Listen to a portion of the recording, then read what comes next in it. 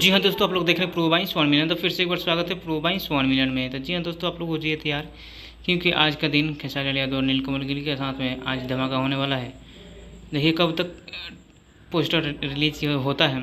आप सब बता दें कि बहुत जल्द आप सबके बीच में एक और सुबह सुबह गाना रिलीज हुआ है अपने हिट मशीन खेसारी लाल यादव का। कुछ बड़े लेवल का गाना है जिसका रिलीज़ किया गया है वेस्ट भोजपुरी पे। काफ़ी ज़बरदस्त है ये गाना और तगड़ा है, और आप लोग जाकर के देख भी सकते हैं।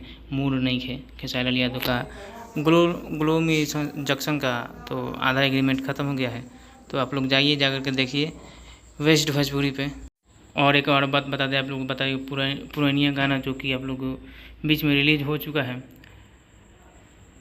SRK म्यूजिक से, जो कि बहुत जल्द आप सबों ने इतना प्यार आशीर्वाद दिए कि ट्रेंडिंग में चौंक गया है। और डांस का 18 तारीख को आप सबको बीच में देखने को मिलेगा। तो अपना राय कमेंट बॉक्स में दीजिए। जब तक जय हिंद, जय भोजपुरी।